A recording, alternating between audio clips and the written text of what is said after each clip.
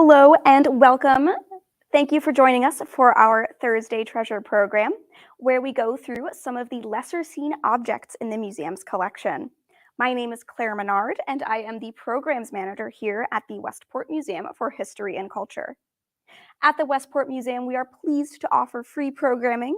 However, we do have a donation link if you are so inclined.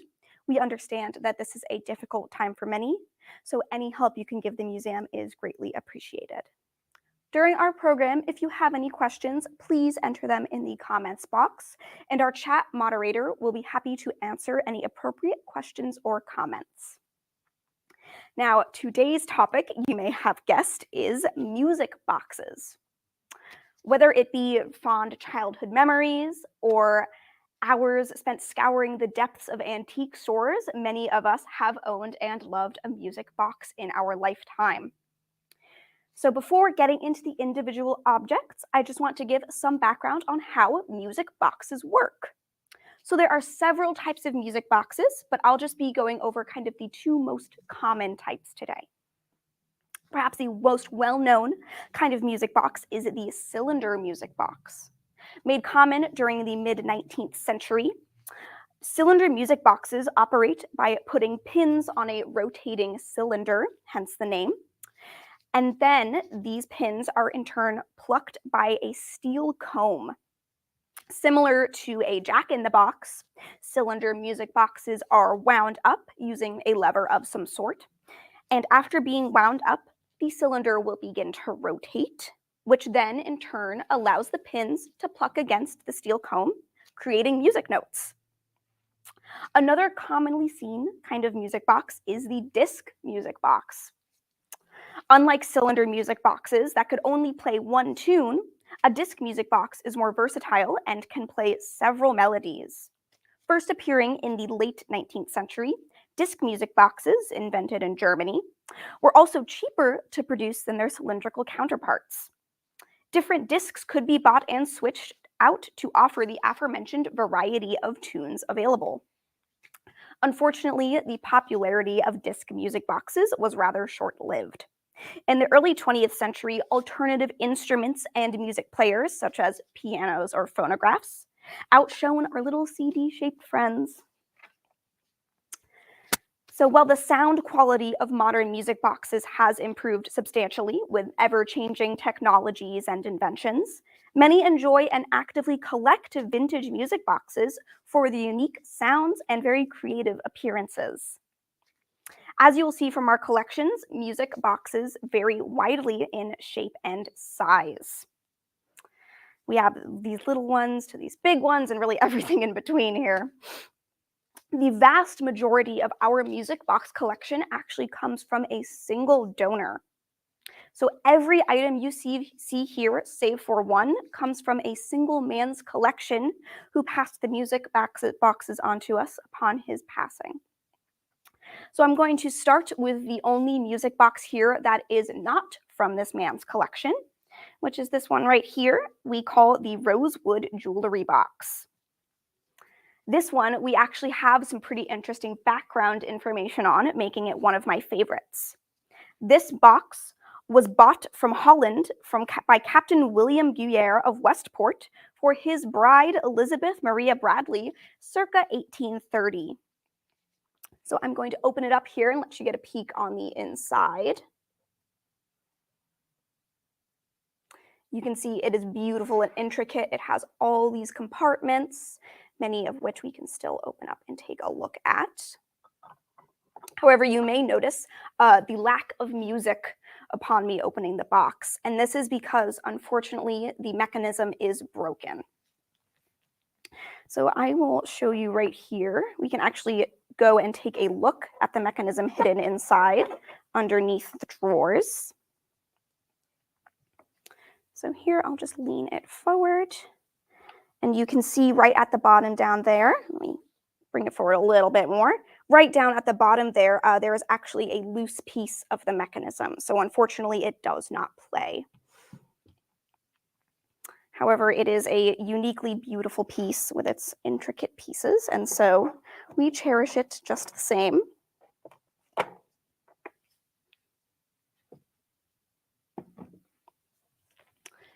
Now we will move on to the aforementioned collector's objects. And this is really only a small part of his collection. We really had to pick and choose our favorites, and some of them may just play a tune for you, you will see. So up next, we have this one here right in the front, which is a Bowls ballerina and is based on the Bowls Liqueur Company, which still exists today. So this is a Dutch company that was founded in 1575, and these unique items are collector's pieces, many of which you can still find on websites like Etsy and Amazon and eBay today. So while the music mechanism for this one also does no longer work, it does have another unique feature I can show you.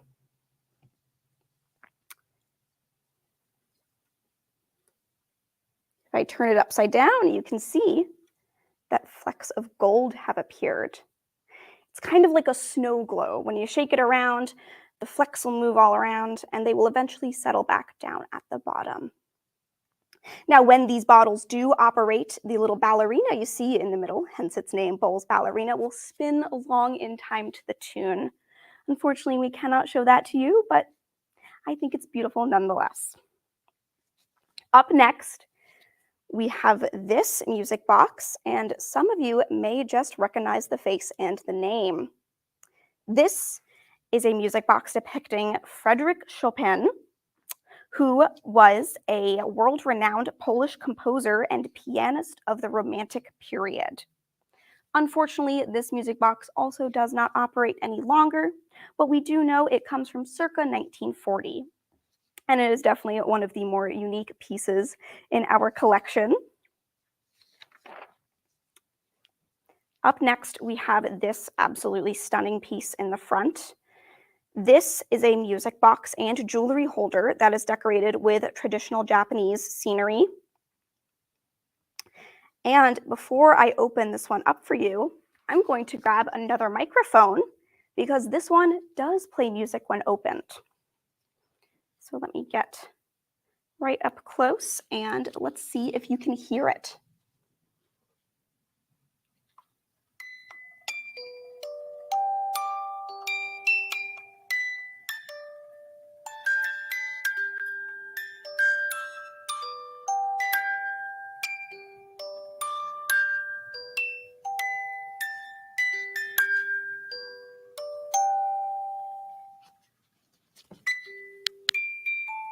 This music box also has a beautiful interior with several compartments and a painting on the back mirror.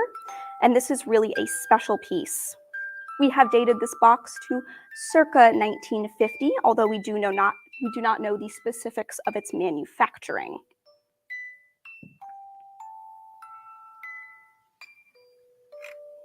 And once I close it, the music will stop.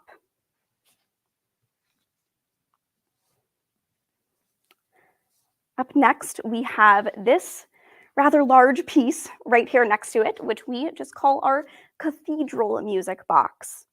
Unfortunately, because so many of these items are from a collector, they were found most likely in antique stores, estate sales, things of the like, so not much information is known on many of the artifacts. So really what we can guess is just that, a guess. So this one we have dated to circa 1950 again. Lots of his artifacts came from the 40s to the 60s.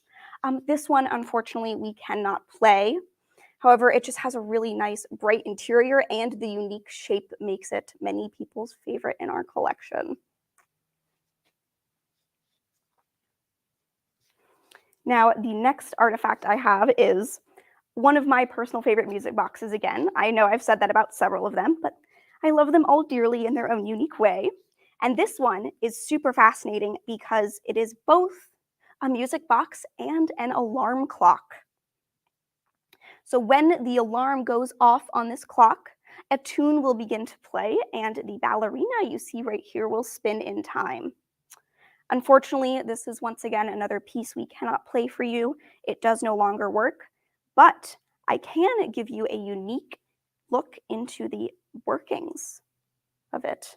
You can see all of the handles here for setting the clock, setting the alarm, even setting the tune. So it really is a stunning and intricate piece, even if we unfortunately can no longer hear it play.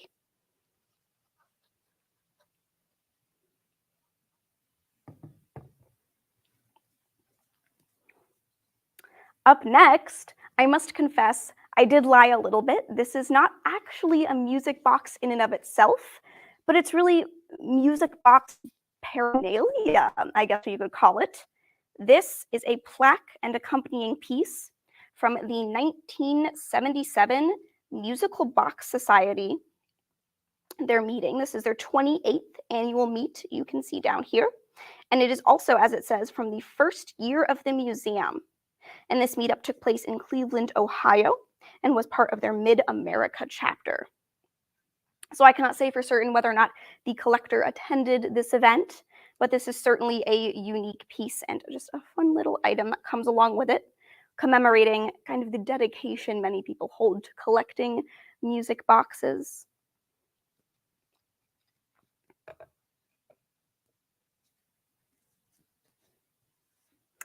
And then up next, I'd like to bring us over a little bit to this one here. This one I am going to hold upright because it is actually a wall piece. It is intended, as you can see here, to be hung on a wall. And this one is a beautiful diorama of a toy shop we've dated to circa early 1900s, turn of the century. You can see here a mother is walking her infant in a stroller. The infant is holding the rattle, but you can see he is looking inside to the toy store behind him. This box at the bottom does actually have a string that, when pulled, will play a tune. However, for the sake of preserving the mechanism, we will not be playing it for you today. The only things we will hear are ones that just automatically play when opened, because every time you turn a lever or use a piece of machinery, you always risk the chance of doing harm to it. And we never want to cause harm to our artifacts. Up next, we have this little music box right here, just depicting a little girl holding a basket on her arm. This is a lithograph, which is a form of printing. Once again, this one is one that will play, but unfortunately we cannot do so for you because it will not play of its own accord, and so it would require me actually taking and cranking the lever, which we just don't want to have that risk. This one is one of the older ones we'll see here. This one is circa 1920.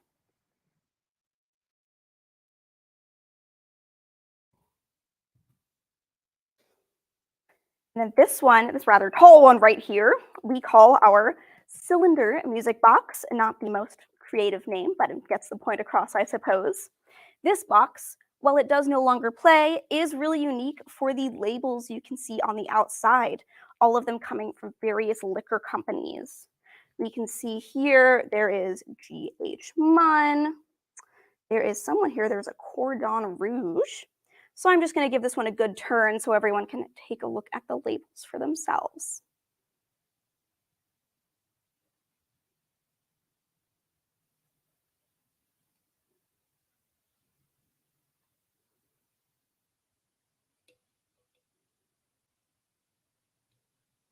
So like I said, unfortunately, we do not know what tune it plays, as it has never worked well in our possession, but it is fun to look at nonetheless. And then that brings us to what I believe will be our last music box of the evening. And I hate to use this word again, but it is one of my favorites because it is stunning. This one is in the shape of a piano, and it has these really intricate designs, and it has some red velvet both on the inside and outside. And you can see a little cherub holding a harp on the front as well. This one is another one I'm going to go grab my microphone for, so you can get a little listen. Now this one, it does technically play, but the cylinder is a little damaged and worn down, so it plays very slowly. So we may only hear a few notes coming out. So let's see if we can give it a listen.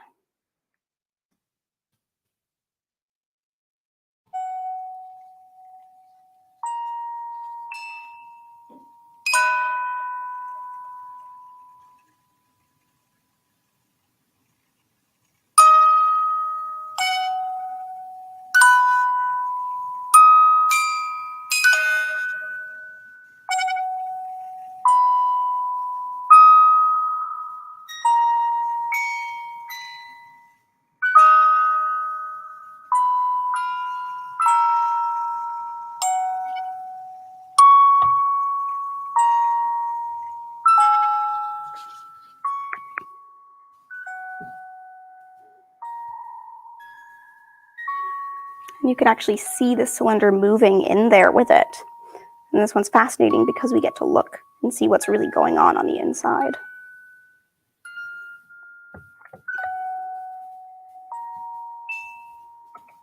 There we go. Unfortunately, that is all we have for today for our Thursday Treasure, but join us next month for our Thursday Treasure on hair care. Come brush up on your hair history knowledge and take a look while we comb through some hair care items from the museum's collection. We hope you have a lovely rest of your day, and I hope to see you again soon.